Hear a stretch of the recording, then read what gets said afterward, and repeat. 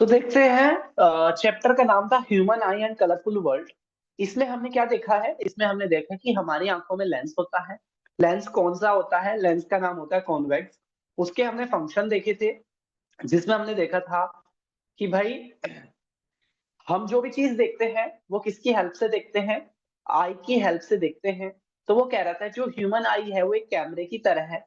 इसके अंदर एक लाइट सेंसिटिव स्क्रीन होती है जिसको हम रेटिना कहते हैं।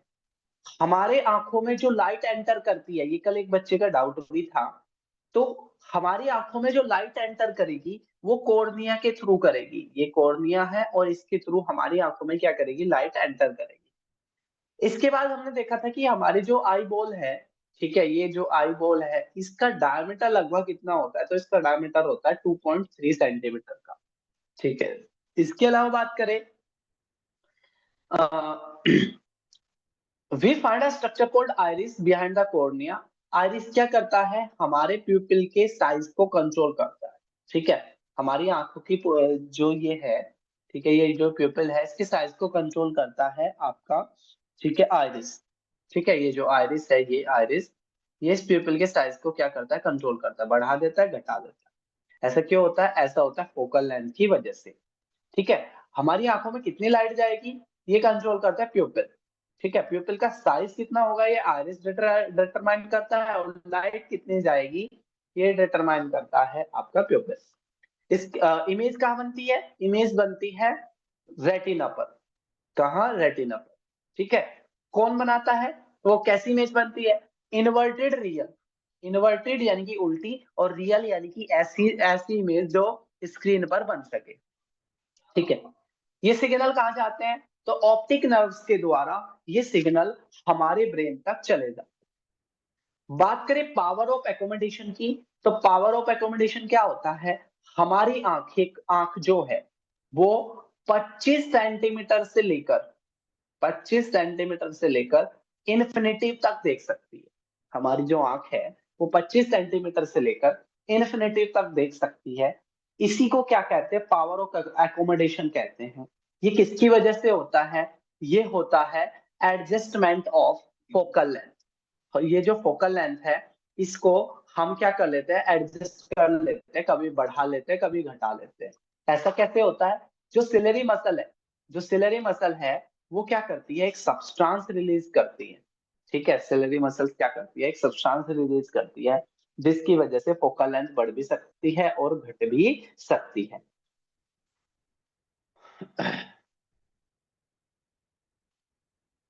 इसके बाद अगर हम बात करें नेक्स्ट पॉइंट की, आंखों के डिफेक्ट और उनका सॉल्यूशन। अगर बात करें तो तीन तरह के डिफेक्ट होते हैं। पहला है मायोपिया, जिसको नियर साइटेडनेस कहते हैं, जिसमें क्या होता है? हम नजदीक की चीज तो आसानी से देख लेते हैं और दूर की चीज आसान नहीं दिखती है। ठीक है। होता कारण क्या है? ये जो इमेज है ये इस रेटिना पर बननी चाहिए थी, लेकिन जो आई बॉल है वो लंबी हो गई, या ठीक है जो कर्वेचर ऑफ लेंस है वो एक्सेसिव हो गई। इस वजह से क्या हो गया? जो इमेज यहाँ रेटिना पर बननी थी वो रेटिना से पहले ही बनने लग गई। सॉल्यूशन क्या है? सॉल्यूशन ये है कि आप एक कॉनकेव लेंस यूज कर दो, अपने आप ये कहाँ बनने लग जाएगी? रेटिना पर बनने लग जाएगी। जो दूसरी जो बीमारी है उसका नाम है हाइपरमेट्रोपिया। हाइपरमेट्रोपिया में क्या होता है? आप, ठीक है, दूर का तो आसानी से देख लेते हो, नजदीक का देखने में दिक्कत होती है। कारण क्या होता है? ये रेटिना की बजाय ये बाहर बनाने लग गया, और फोकल लेंथ क्या हो गई इसकी? बहुत ज्यादा हो गई, और आई बॉल क्या हो गई? बहुत ज्यादा छोटी हो गई। ये दो इसके कारण है। सॉल्यूशन क्या है? सॉल्यूशन क्या है? इसमें आप कॉन्वेक्स लेंस यूज कर दो। कॉन्वेक्स लेंस यूज कर दो, जो ये बाहर जा रही थी इस बाहर को दोबारा से अंदर बना ले। तीसरी बीमारी होती है प्रेस बायोपिया। प्रेस बायोपिया में क्या होता है? दोनों चीज हो जाती है। ठीक है। आपको मायोपिया भी हो जाता है और हाइपरमेट्रोपिया भी हो जाता है। इसका सॉल्यूशन क्या है? बाइफोकल लेंथ आप इसमें क्या करो? यूज कर लो। ठीक है। बाइफोकल लेंथ क्या कर लो? इसमें यूज कर लो। एक ही चश्मा होगा, जिसमें क्या होगा? ऊपर की साइड कॉनकेव होगा और नीचे की साइड कॉन्वेक्स लेंस होगा। ठीक है। इसके बाद फिर हमने ये ब्लू क्वेश्चंस देखे थे। पहला कह रहा है पावर ऑफ एकोमोडेशन क्या है, तो सिलरी मसल्स के द्वारा जो लिक्विड रिलीज होता है उससे हम अपनी फोकल लेंथ को एडजस्ट कर लेते हैं, और फोकल लेंथ के एडजस्ट की वजह से कभी हम नजदीक का देख पाते हैं, कभी दूर का देख पाते हैं। इसी को पावर ऑफ एकोमोडेशन कहते हैं। दूसरा क्वेश्चन कहता है एक व्यक्ति है जिसकी मायोपिक आई है, वो 1.5 मीटर से दूर के ऑब्जेक्ट को नहीं देख पाता, उसको कैसा लेंस लगाना है? तो मायोपिक में कौन कौन केव लगता है, और हाइपरमेट्रोपिया में कॉन्वेक्स लगता है। तीसरा क्वेश्चन कह रहा है हमारी आंख का फार पॉइंट और नियर पॉइंट बताओ। जो फार पॉइंट है वो इन्फिनिटिव है और जो नियर पॉइंट है वो 25 है। चौथा क्वेश्चन कह रहा है कि स्टूडेंट है जिसको डिफिकल्टी होती है ब्लैक बोर्ड को पढ़ने में, ठीक है, लास्ट पीछे से ब्लैक बोर्ड को पढ़ने में दिक्कत होती है, तो कौन सी बीमारी है उसको? तो भाई क्या है, उसको नजदीक का दिख रहा है, दूर का नहीं दिख पा रहा है, तो उसको क्या है, आपकी हाइपरमेट्रोपिया है। सॉल्यूशन क्या होगा? सॉल्यूशन होगा कॉन्वेक्स लेंस लगा दो, ठीक है, क्या हो जाएगा, कॉन्वेक्स लेंस लगा दो। फिर आज हम यहाँ से आप पढ़ते हैं। अच्छा यहाँ पर ना चलो यहाँ पे देखते हैं। चैप्टर का नाम है, टॉपिक का नाम है refraction of light through a prism. You have already learn how light get refracted through a rectangular glass. For the parallel refracting surface, as in the glass slab, emergent rays is parallel to the incident ray. How it is slightly displayed laterally. How would light get refracted through a transparent prism? Consider a rectangular triangular prism. It has two triangular bases and three rectangular lateral surfaces. देखो main चीज आपकी यहाँ पर है, इस चीज को देखो यहाँ, ठीक है, ये देखो, ये जाकर लाइट टकराई जिसका नाम पीई है, ये इंसिडेंट रे, ठीक है। जब ये टकराती है तो आप जानते हो एक सरफेस से दूसरी ट्रांसपेरेंट सरफेस में लाइट जाती है तो अपनी डायरेक्शन चेंज कर लेती है। तो जाना इसको ऊपर चाहिए था, लेकिन ये रिफ्रैक्ट होके ईएफ बन गई, ठीक है। फिर जब ये दूसरे सरफेस में जाएगी तो फिर बाहर निकलेगी, उसे कहते हैं इमरजेंट रे, जैसे प्रिज्म है।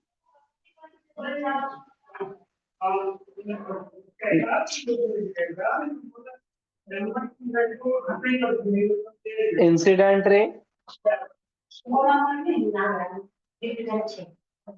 रिफ्रैक्टेड रे और इमरजेंट, ठीक है। और जो यहाँ पे एंगल बनेंगे, यहाँ जो एंगल बनेंगे, ठीक है, ये तो है एंगल ए, तो है ये एंगल ऑफ प्रिज्म, एंगल आई है एंगल ऑफ इंसिडेंस ये वाला, ठीक है, एंगल आर है एंगल ऑफ रिफ्रैक्शन ये वाला, ठीक है, और एंगल ई है एंगल ऑफ इमरजेंस ये बाहर वाला, ठीक है, और एंगल डी है angle of deviation. Angle of deviation मतलब लाइट जानी इस एंगल से चाहिए थी, जाने इस एंगल से लग गई, तो इन दोनों के बीच का जो ये एंगल है, ठीक है, ये एंगल कहलाता है angle D, angle of deviation, यानी कि लाइट कितनी अलग हुई, ठीक है। तो प्रिज्म क्या करता है भाई, जब लाइट एक मीडियम से दूसरे मीडियम में जाती है तो वो क्या होती है, अपनी डायरेक्शन को बदल लेती। फिर कह रहा है डिस्पर्जन ऑफ व्हाइट लाइट। तो क्या जो प्रिज्म है उसके अंदर सिंगल व्हाइट लाइट है, वो क्या हो जाती है, वो 7 कलर में टूट जाती है।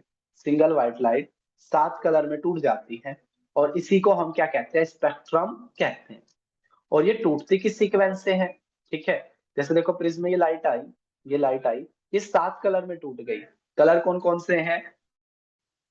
फिग्योर, V stand for, I stand for indigo, B stand for blue, G stand for green, Y stand for yellow, O stand for orange, R stand for red. अब इसी को क्या कहते हैं, dispersion of light. When a single light split into 7 color, this is called dispersion of light. अब यहां देखो क्या दिखा रखा है, प्रिज्म लिया, व्हाइट लाइट टकराई, 7 कलर में टूट गई, दोबारा से एक इन्वर्टेड प्रिज्म ले लो, वो क्या करेगा, इन 7 कलर को दोबारा से व्हाइट लाइट में कन्वर्ट कर देगा, ठीक है, दोबारा से क्या कर देगा, इन 7 कलर को एक व्हाइट लाइट में कन्वर्ट कर देगा, ठीक है। जैसे यहाँ देखो, और कुछ इसके स्पेक्ट्रम के कुछ एग्जांपल दे रखे हैं। रेन ड्रॉप, ठीक है, रेनबो। होता क्या है, जब आपकी बारिश रुक जाती है तो उसके बाद जो सनलाइट पड़ती है, तो बीच के जो कण हैं वो क्या कर देते हैं, सनलाइट को 7 कलर में तोड़ देते हैं। ये भी क्या है आपका, ठीक है, ये भी क्या है आपका स्पेक्ट्रम ऑफ व्हाइट लाइट का एग्जांपल है, जिसमें दिखाया गया है कि भाई सिंगल व्हाइट लाइट कितने में टूट गई है, 7 कलर में टूट गई है। अब बात करें यहाँ पर एटमॉस्फेरिक रिफ्लेक्शंस की। You might have observed the apparent random wavering or flickering of objects seen through a turbulent stream of hot water. होता क्या है, कई बार आसमान में जैसे तारे जो है वो टिमटिमाते दिखते हैं, तो वो किसकी वजह से दिखते हैं, एटमॉस्फेरिक रिफ्लेक्शन की वजह से दिखते हैं। होता क्या है, कहीं की तो जो वायु है उसमें पार्टिकल्स नहीं होते, और कहीं जगह पर वायु में पार्टिकल्स होते हैं। अब जहां पार्टिकल्स नहीं है वहां तो जो सनलाइट है वो आसानी से चली जाएगी, ठीक है। और जहां पार्टिकल ज्यादा डेंस है वहां क्या हो जाएगा, वो अपनी डायरेक्शन बदल लेगी। तो होगा क्या, डायरेक्शन ऐसे बदलती रहेगी, ठीक है। जैसे देखो, आप देख तो यहाँ रहे हो लेकिन बीच में एटमॉस्फेयर आ गया, मतलब देख तो यहाँ रहे थे लेकिन बीच में एटमॉस्फेयर आ गया, आपको ये दिखने लग गया यहाँ। बस यही एटमॉस्फेरिक रिफ्रैक्शन है, when the light change its direction due to the atmosphere. वायुमंडल की वजह से जब लाइट अपने डायरेक्शन को बदले, वो एटमॉस्फेरिक रिफ्रैक्शन कहलाता है, ठीक है। अब इसके एग्जांपल अगर हम देखें, ठीक है, तो एक है भाई आपका ट्विंकलिंग ऑफ स्टार। इसमें क्या है, the twinkling of star reflection of starlight, star continuously before the earth. Atmospheric refraction of gradually changing refractive index. Since atmosphere bend start light toward the north, क्या है, जो हमारा वायुमंडल है लाइट को क्या कर देता है, बैंड कर देता है। और जिस वजह से it the apparent position of star is slightly different from actual position. जो इसकी पोजीशन होती है एक्चुअल पोजीशन से वो क्या होता है, अलग जगह पर दिखता है। Further this apparent position of the star is not stationary but changing. अब होता क्या है, एटमॉस्फेयर तो चेंज होता रहता है, जैसे ही एटमॉस्फेयर चेंज होता रहता है तो जो स्टार की जो कंडीशन है वो भी क्या होती रहती है, चेंज होती रहती है। इसलिए स्टार कैसा नजर आता है, टिमटिमाता सा नजर आता है, ठीक है। अब वो कह रहा है कि प्लेनेट क्यों नहीं ट्विंकल होते हुए दिखते, तो कारण क्या है कि जो प्लेनेट है वो हमसे नजदीक है, ठीक है। और नजदीक है तो एटमॉस्फेरिक रिफ्रैक्शन भी कम होता है, एटमॉस्फेरिक रिफ्रैक्शन भी कम होता है, इस वजह से हमें वो एक्चुअल पोजीशन पर दिखते हैं। तो एटमॉस्फेरिक रिफ्रैक्शंस के जो एग्जांपल में आप क्या क्या बता सकते हो, ठीक है, ट्विंकलिंग ऑफ स्टार बता सकते हो, ठीक है। इसके अलावा सन जो होता है उसका एडवांस सनराइज और डिले सनसेट, जो सन है वो आपको सुबह में 2 मिनट पहले ही दिख जाएगा और शाम को 2 मिनट बाद तक दिखेगा। कारण क्या है, कारण है इसका भी सेम ही, ठीक है, एटमॉस्फेरिक रिफ्रैक्शन की वजह से ऐसा होता है, ठीक है। अब यहाँ कह रहा है कि भाई जो स्कैटरिंग ऑफ लाइट है, हमने पढ़ा था लाइट का फैल जाना क्या कहलाता है, स्कैटर कहलाता है, ठीक है। तो इसमें यहाँ पर जैसे अब कभी आपने जंगल देखे होंगे, ठीक है, फॉरेस्ट वगैरह में सनलाइट पड़ती है तो बीच में पेड़ पौधों के क्या होते हैं, पत्ते होते हैं। उन पत्तों से चीजें आसानी से नहीं दिखती है और जो वो लाइट है वो फैलती हुई नजर आती है, ठीक है। इसी को क्या कहते हैं हम, इसी को टिंडल इफेक्ट के नाम से जाना जाता है। इसी को किसके नाम से जाना जाता है, टिंडल इफेक्ट के नाम से जाना जाता है, ठीक है। इसी का एक और एग्जाम्पल है, स्कैटरिंग ऑफ लाइट का ही एक और एग्जाम्पल है कि जो हमारा जो आसमान है वो ब्लू नजर आता है, क्योंकि ब्लू कलर जो है वो क्या होता है, सबसे ज्यादा स्कैटर होता है। तो रेड कलर क्या है, वो सबसे कम स्कैटर होता है। तो ज्यादातर 75% हमारे यहाँ क्या है, पानी है। तो जो इस वजह से हमारा जो आसमान है वो कैसा नजर आता है, आसमान जो है ना वो ब्लूइश नजर आता है, ठीक है। अब इसके हम क्वेश्चन कर लेते हैं। एक ह्यूमन आई है, can focus an object at different distance. हमारी जो आई है वो फोकल लेंथ को एडजस्ट कर लेती है। इसको क्या कहते हैं? ठीक है, इसको कहते हैं पावर ऑफ एकोमोडेशन। कह रहा है इमेज कहाँ बनती है? तो इमेज बनती है रेटिना पर। आइरिस क्या करता है? आइरिस प्यूपिल के साइज को कंट्रोल करता है, और प्यूपिल क्या करता है? आंखों में कितनी आइज आएगी उसको कंट्रोल करता है। ठीक है, अब वो कह रहा है कि नॉर्मल लीस्ट डिस्टेंस क्या होती है? सबसे कम कम हम कितना देख पाते हैं? 25 सेंटीमीटर। अब वो कह रहा है कि हमारी आंख का जो फोकल लेंथ एडजस्ट होता है वो किसकी वजह से होता है? सिलेरी मसल की वजह से होता है। पांचवें क्वेश्चन की बात करें, एक पर्सन था जिसकी आंखों के लेंस की पावर -5.5 डायप्टर थी, उसको डिस्टेंट विजन था। ठीक है, for correcting his near vision he needs a lens of power 1.5 dioptre. उसको 1.5 डायप्टर के लेंस की जरूरत है। वो कह रहा है इसको ठीक करने के लिए, इसके डिस्टेंट विजन को ठीक करने के लिए कितने की जरूरत पड़ेगी, और नियर विजन को ठीक करने के लिए कितने की जरूरत पड़ेगी। ठीक है, तो यहाँ पर क्या करना है आपने? जो पावर ऑफ लेंस वाला जो फॉर्मूला था ना, कौन सा? 1/, ठीक है, power of lens is equal to 1/f।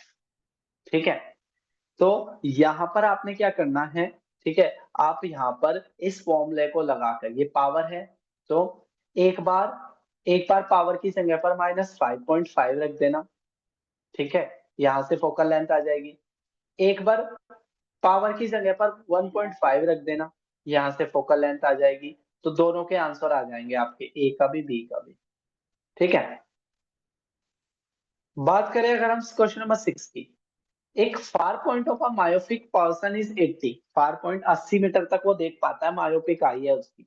What is the nature and power of lens? तो इसमें क्या कर रखा है उसने?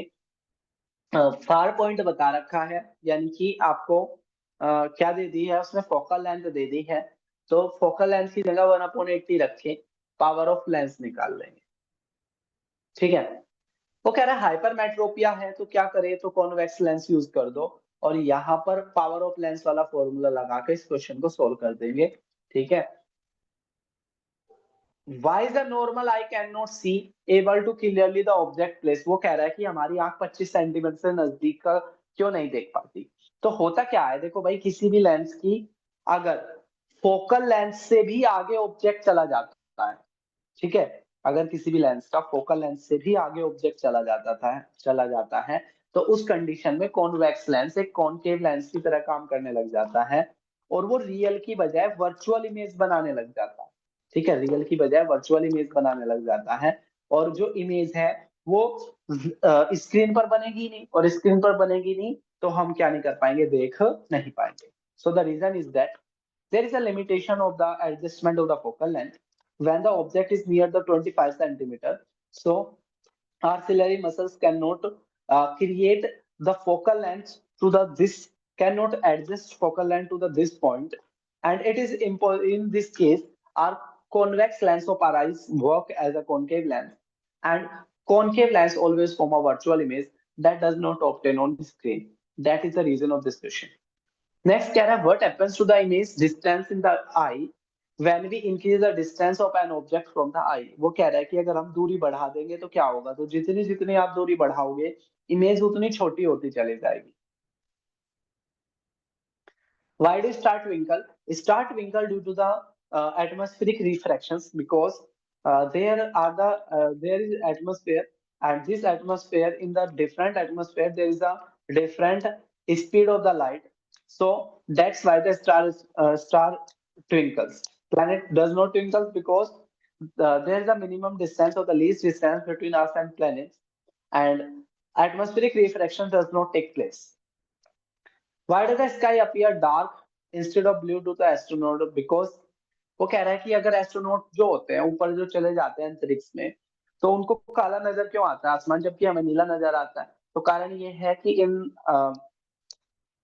जब एस्ट्रोनॉट जाते हैं तो वहां पर क्या होता है, स्पेस में एटमॉस्फेरिक रिफ्रैक्शन नहीं होता, और हमें आसमान का रियल कलर दिखता है। जबकि जब हम नीचे से देखते हैं तो एटमॉस्फेरिक रिफ्रैक्शन की वजह से जो ब्लू कलर है वो सबसे ज्यादा रिफ्रैक्ट होने की वजह से हमें कैसा नजर आता है?